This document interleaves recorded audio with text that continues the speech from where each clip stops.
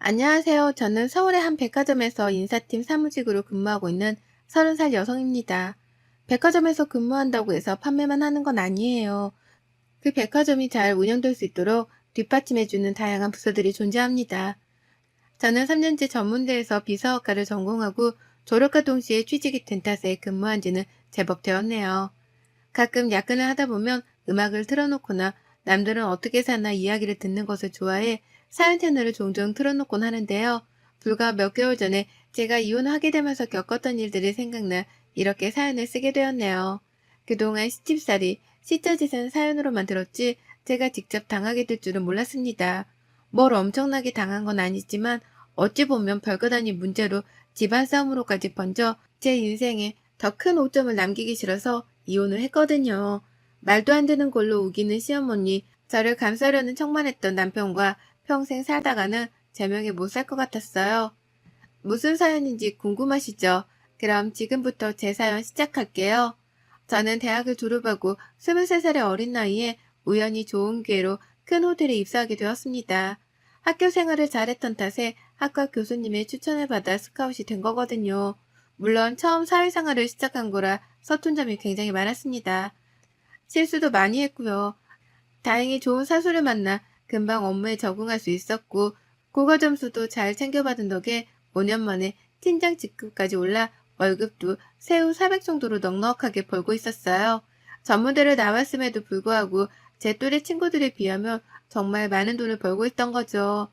돈은 꼭 필요한 때만 쓴다는 주의여서 휴대폰 요금이나 교통비, 기타 생활비를 제외하고도 280만 원 정도를 저축할 수 있었어요.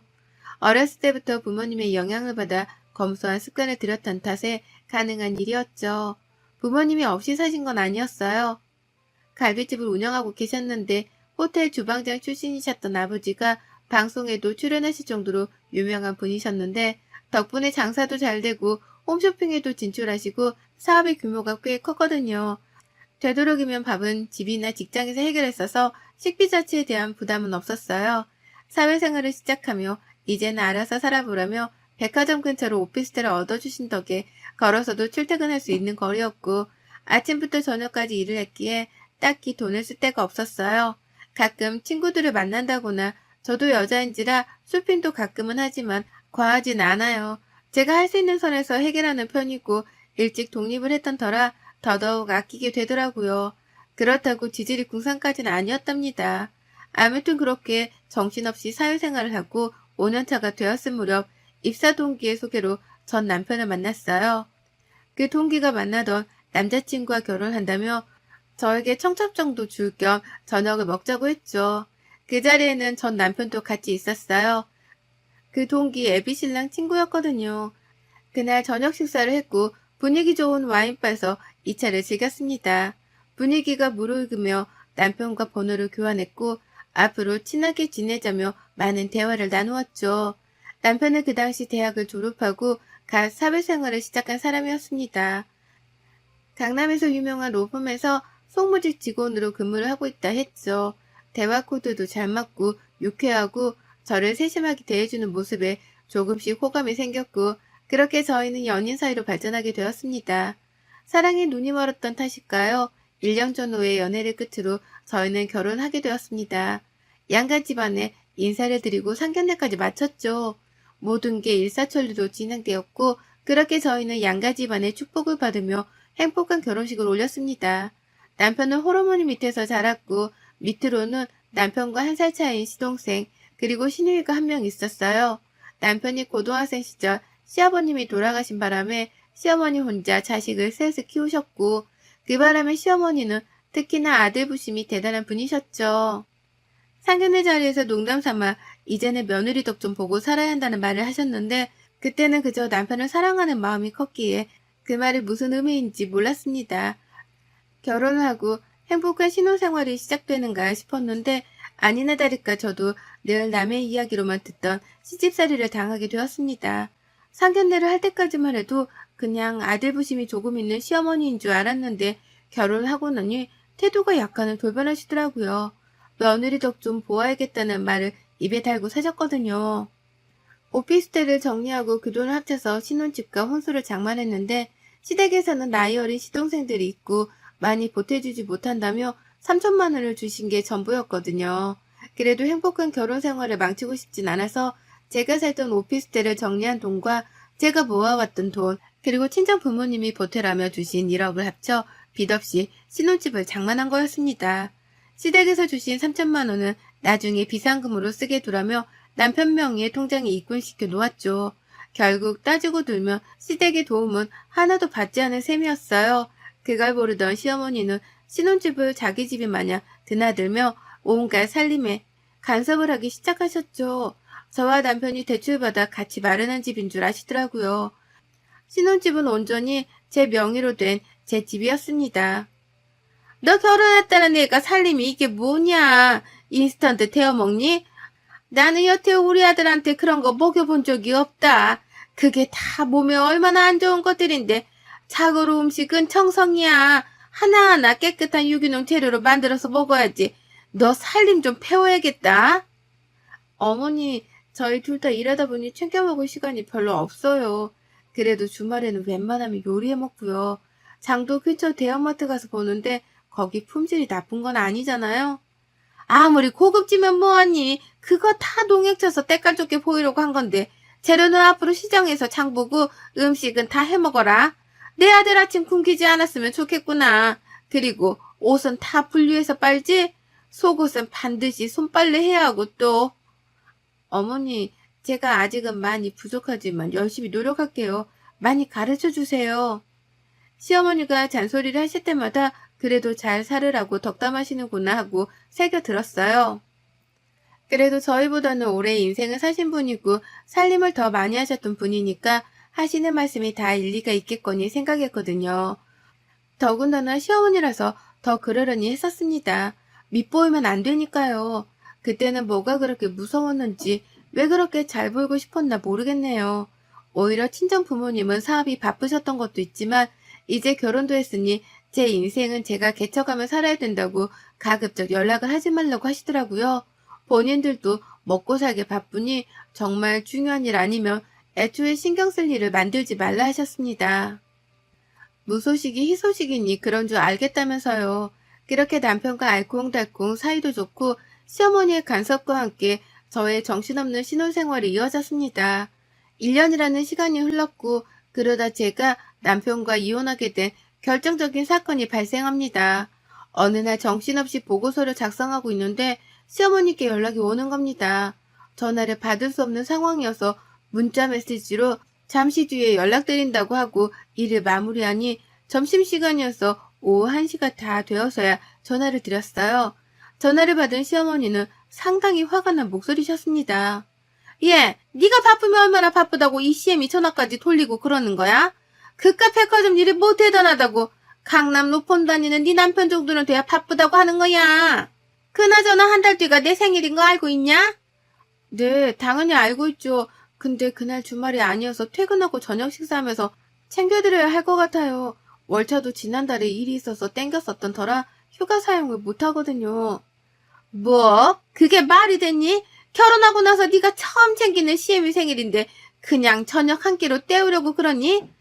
너희 결혼할 때야 내 생일이랑 맞물려서 집안에 큰일 치르느라 그러려니 하고 넘어갔지만 결혼하고 나면 당연히 네가 직접 이 CM이 생일상 정도는 차려야 하는 거 아니냐? 네, 어머님 말씀 100번 옳아요. 하지만 제가 이번에 맡은 행사 기획이 연말까지 진행되어야 해서 당분간 시간이 없을 것 같아요. 매일 야근하고 있는 상황이고 다음 달이 준비 막바지 기간이라 정신 없어서요. 여자가 바깥일 하다 보면 가정에 나몰라라 하는 거야. 이번에는 내가 직접 생일상을 받아봐야겠구나. 그런 줄 알고 있으마. 나도 이제는 며느리 덕 좀 보고 살아야지. 그깟 저녁 한 끼로 퉁치려 하지 마라. 무턱대고 생일상을 직접 차리라는 시어머니의 말에 조금은 어이가 없었어요. 하지만 업무 스케줄상 도저히 시어머니의 생신날에는 휴가를 쓸 수가 없었습니다. 밤늦게 퇴근 후 남편과 상의를 했어요. 당신 어머니 생신 때 따로 계획 있어? 점심에 어머님이랑 통화했는데 생일상을 직접 차리라고 하시네. 나도 당연히 그러고 싶지만 당신도 알다시피 내가 지금 맡은 프로젝트 때문에 시간이 안 나. 연차도 미리 땡겨 쓴 바람에 쓸 수 있는 것도 없고 이 프로젝트가 얼마나 중요한 건지는 알지? 나도 내가 하는 일이 있는데 어머니가 매번 내 일 무시하는 것도 솔직히 조금은 싫기도 하고 자기가 대신 잘 말씀드려줘. 그날 되도록이면 일찍 퇴근해서 저녁 같이 먹고 쇼핑도 시켜드리자. 엄마한테 전화 왔다고? 내가 안 그래도 잘 말씀드렸는데 회사 일이 바쁘다 보니 저녁 먹고 원하는 선물 사드리겠다고. 그러니까 알겠다고 하셨는데 왜 말이 다르지? 나 모르지. 그새 마음이 바뀌셨는지도? 그러니 당신이 내일 연락드려서 잘 말씀드려줘. 내가 도저히 시간이 안 나서 그래. 당신도 알잖아. 그럼 내가 엄마한테 잘 말해볼게. 염려하지 말고 있어. 우리 엄마 그래도 그렇게 꽉 막힌 사람 아니야. 그렇게 시간이 흘러 시어머니 생신이 일주일 정도 코앞으로 다가왔어요. 저는 당연히 남편이 잘 말씀드렸겠거니 생각하고 정신없이 일에 몰두하고 있었죠. 시어머니가 전화 와서는 언제 장을 볼 거냐면서 다그치시더라고요. 이번 생일상 아주 기대가 크구나. 지난번에 동훈이가 알아서 잘 준비할 테니까 신경 쓰지 말라고 하던데 그래도 네가 양심은 있나 보구나. 어떻게 준비할지 모르겠으면 나한테 물어보렴. 그리고 메뉴에는 이왕이면 버섯이랑 밤을 잔뜩 넣은 갈비찜을 해줬으면 좋겠구나. 내가 갈비를 좋아하거든. 그리고 양을 조금 많이 했으면 좋겠어. 친구들이랑도 먹어야 하니까. 동훈 씨가 제가 생일상을 차린다고 했어요? 저도 말씀드렸다시피 그때까지 프로젝트를 진행해야 해서 퇴근하고 저녁 식사를 해야 할 것 같다고 잘 전달해달라고 부탁했는데 중간에 소통에 문제가 있었나 보네요. 뭐? 지금 그게 무슨 소리냐? 내 생일이 며칠이나 남았다고 그런 소리래. 그래서 지금 생일상 못 차리겠다는 거냐? 이 CM이가 그렇게 만만해 보이던? 어떻게 된 게 며느리라고 하나 있는데 CM이 생일상은 못 차린다는 소리가 나와. 일이 바쁘면 얼마나 바쁘다고 가족보다 일이 더 중요하냐? 너 그런 애였어? 어머니 그런 게 아니라요. 저도 큰 프로젝트를 맡은 거 처음이기도 하고 이번 일 잘하면 인사고과에도 큰 점수가 반영된다고 해서 저도 그만큼 열심히 하고 있는 거예요. 월급이랑도 직결되어 있는 문제고 동훈 씨도 이해한다며 잘 말씀드린다고 했는데 너무 안 좋게 생각하지 마세요. 그래도 제가 좋은 선물 하나 해드릴게요. 그깟 선물 몇 푼이나 한다고. 너한테 정말 실망이다. 나는 어떻게든 너한테 생일상 받아야겠다. 이번에 그깟 거 하나 못하면 너는 내 며느리도 아니야. 친정에서 뭘 배워왔길래 아유. 사부인은 이런 것도 하나 안 가르치고 시집을 보내셔서는. 어머니 제가 죄송한 건 맞지만 그래도 저희 친정 욕하는 건 아니죠. 제가 죄송하다고 했고 미리 말씀도 드렸는데 이렇게 막무가내로 말씀하시면 저도 서운하다고요. 제가 안 해드린다는 게 아니잖아요. 뭐 막무가내? 너 아주 CM이를 잡아먹으려고 한 달이 났구나. 이제 본색을 드러내겠다 이거냐? 이대로 시어머니와 전화통화를 계속했다가는 큰 싸움이 날 것만 같았죠. 친정을 욕보이는 말씀에 울컥했던 것도 있지만 퇴근 후 남편과 자세한 이야기를 해야 했습니다.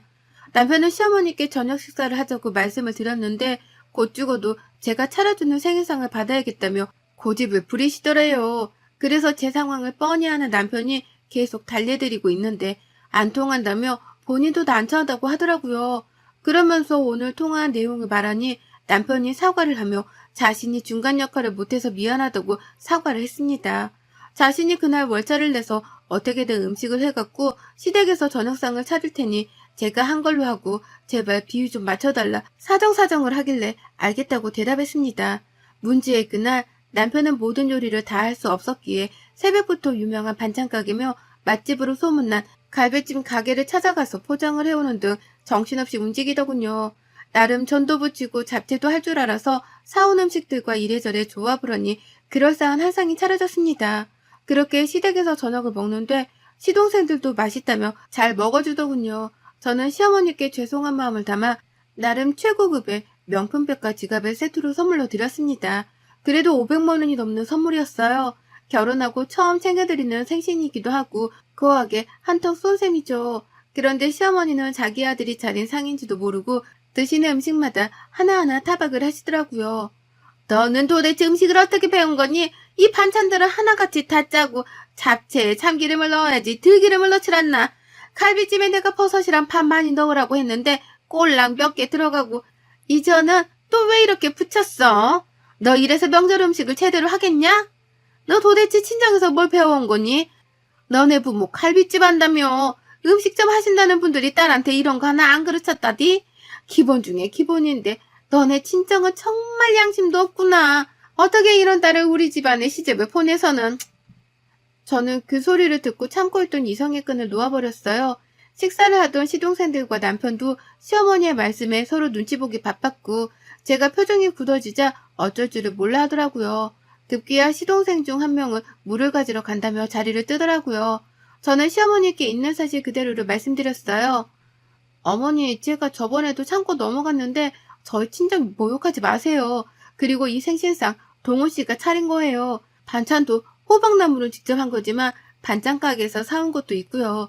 갈비찜은 동훈 씨가 아침부터 뛰어다니면서 맛집이라고 소문난 유명한 곳에서 공수해온 거고요. 국도 동훈 씨가 끓인 거고 하나부터 열까지 다 동훈 씨가 한 거예요. 그런데 제가 왜 친정료까지 들어가며 이런 말을 들어야죠? 정말 듣자 하니 거북해서 뭐? 그럼 이 생일상이 네가 차린 게 아니란 말이야? 나는 내 자식들 손에 물 한 방울 안 묻히고 키웠는데 너 어쩜 나한테 이럴 수가 있니? 그러면서 정말 엉엉 소리내서 통곡하다시피 우시더라고요. 덕분에 저는 신우이에게 완전 못된 며느리로 낙인 찍혔고 그 자리에서 시어머니 편을 들며 욕을 하더라고요. 저는 신우이까지 저와 제 친정을 무시하는 말을 하길래 맞받아치면서 결국 큰 소리가 나게 되었고 그 상황에서 남편과 시동생들은 어쩔 줄을 모르더라고요. 겨우 시어머니가 진정이 되시자 남편이 한마디 하더라고요. 아니 그러니까 엄마는 왜 바쁜 사람한테 생일상을 차리라고 억지를 부려서는 이런 사단을 만들어? 누가 차리면 어떻고 맛이 없으면 어떤데. 그리고 꼭 며느리가 생신상을 차려야 해? 우리가 차린 적도 없는데 왜 며느리만 갖고 생떼를 부리는 거야? 그리고 처가를 그렇게 말하면 내 입장은 뭐가 돼? 수진이 기분은 어떻겠냐고. 너 지금 이 엄마보다 네 마누라 편을 드는 거야? 내가 네 아버지 죽고 너를 어떻게 키웠는데 네가 감히? 그러고 당신도 너무해. 그냥 조용히 넘어갈 수는 없는 거였어? 굳이 그렇게 맞받아치면서 같이 욕하니까 속이 시원하니? 네가 솔직히 한 게 뭐가 있어? 며느리로서 최선을 다했니? 정말 뭘 배워온 건데? 당신 말 다 했어? 뭘 배워왔냐고? 내가 먼저 말했지? 내가 일 때문에 사정이 이러저러 하니 당신이 잘 말씀드리라고. 나라고 시어머니 생신상 안 차려드리고 싶었겠어? 어쩔 수 없는 상황이었잖아. 미리 말을 안 한 것도 아니고 당신도 알겠다며. 근데 왜 나한테만 그래? 내가 뭘 잘못했어? 당신은 그 성격이 문제야. 성격 좀 제발 죽이고 살아. 며느리면 며느리답게 남편이 있으면 남편을 좀 위하고 살아야지. 이건 뭐 독불장군이 따로 없으니 그럴 거면 너 혼자 살아. 당신이 이런 사람인 줄 알았으면 결혼 안 했어. 진짜 시간을 되돌리고 싶다. 너 지금 그 말 후회 안 해? 나랑 결혼한 거 후회한다는 말로 들리는데 내가 이해한 게 맞니? 그래 후회해. 옛말 틀린 거 하나 없다더니 집안에 여자 하나 잘못 들이면 불화가 끊이질 않는다던데. 기가 찬다 기가 차. 나도 더 이상 이런 직구성이랑은 엮이기 싫어. 그래 이혼하자. 너랑 내가 평생 같이 살 일은 없을 거야. 살다간 내가 제명에 못 살고 죽지 안 그래? 조만간 서류 보낼 테니까 소송까지 가고 싶지 않으면 얌전히 사인해야 할 거야. 알겠어? 이런 직구석? 이거 완전 미쳤네. 너 정말 말 그렇게 할 거야? 그래 해볼 수 있으면 해봐. 이혼? 그게 그렇게 쉽게 될 것 같냐? 어? 저는 끓어오르는 분노를 참지 못하고 그 자리를 박차고 나왔어요. 시동생들은 저를 붙잡으며 흥분을 가라앉히라고 했지만 시동생들이 관여할 문제는 아니었기에 잡는 손을 뿌리치고 신혼집으로 돌아왔습니다. 다음날 회사에 사정을 말하고 저는 시청으로 가 이혼서류를 가지고 왔습니다. 퇴근하는 남편에게 이혼서류를 내밀자 코웃음을 치며 그냥 이혼은 못한다고 큰소리치더라고요. 시어머니도 전화 와서는 어디서 배워먹은 버릇이냐며 욕짓거리를 하셨지만 그럴수록 제 결심은 확고했습니다. 원만한 합의가 이루어지지 않자 남편 쪽에서는 먼저 소송을 걸더라고요. 재산 분할이며 위자료까지 청구한다면서 말이죠. 그나마 다행인 건 아이가 없다는 거네요. 그렇게 저도 변호사로 근무하는 친구의 도움으로 소송을 진행하게 되었습니다. 혼인신고를 해서 재산의 반을 나누어야 하고 위자료로 1억을 요구하는 미친 제안에 대한 맞소송을 진행했어요. 업무 특성상 간혹 언쟁을 하는 경우가 있어서 통화를 하면 자동으로 녹음을 하는 어플을 깔아두었고 덕분에 시어머니와 남편이 제게 퍼붓던 욕설, 온갖 대화를 다 증거자료로 제출했어요. 그리고 신혼집을 구매하며 남편의 돈이 단 한 푼도 들어가지 않았다는 증거를 제출했습니다. 처음에 말씀드렸던 시댁에서 준 3천만 원 기억하시죠? 그거 정말 한 푼도 안 썼거든요.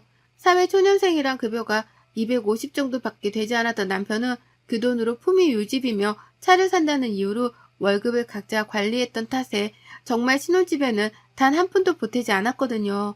심지어 관리비나 공과금도 제가 다 부담했습니다.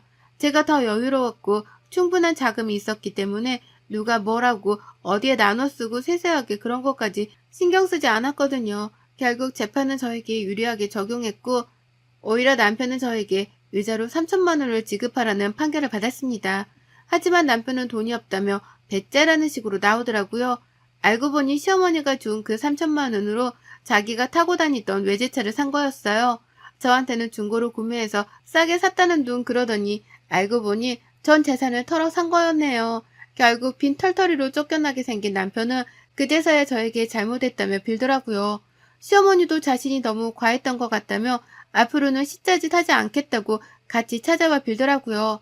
하지만 이미 그들에게 많은 실망을 했고 제 인생을 맡길 가치가 없다고 판단되었기 때문에 조금의 배려 따위는 하지 않기로 결심했습니다. 그 집에서 남편이 가지고 온 옷가지들, 드라이기와 면도기만 박스에 싸서 시댁으로 보내버렸고요. 저는 필요한 옷가지만 챙겨 친정으로 들어갔습니다. 신혼집은 어떻게 했냐고요? 당연히 매물로 내놨습니다. 위치도 좋고 역세권이어서 값이 상당했지만 금방 나가더라고요. 끝까지 남편과 시어머니는 어떻게 이럴 수 있냐며 악다구니를 썼지만 아랑곳하지 않았습니다. 오히려 적금 금지를 신청했고 모든 연락을 차단시켜 버렸죠.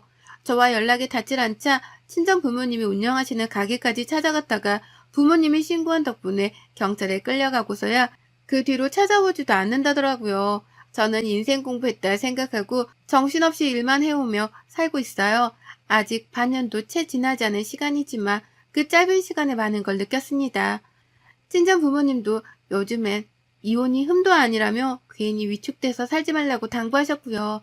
저는 한 달간 휴직을 할 생각이에요. 상처라면 상처겠지만 제 인생의 오점을 훌훌 털어버리고 오히려 유럽 여행을 계획하고 있습니다. 전 남편에게 쏟아부었던 시간, 돈, 그게 아까워서라도 깔끔히 비워내고 싶더라고요. 결혼을 하고 혼인신고까지 했지만 2년이라는 짧은 시간을 끝으로 제 결혼 생활은 막을 내렸어요. 지금 생각해보면 조금 더 신중하게 생각하고 결혼을 했어야 했나 싶네요. 여러분도 몇 년 살아보고 도저히 안 되겠다 싶고 아이가 없다면 차라리 바로 새 출발하세요. 참고만 살다가는 제꼴납니다. 요즘엔 이혼이 흠도 아니니까 당당하게 내 자신을 위해서 살아가도 좋다고 생각합니다. 여러분의 생각은 댓글로 남겨주세요. 오늘도 시청해주셔서 정말 감사합니다.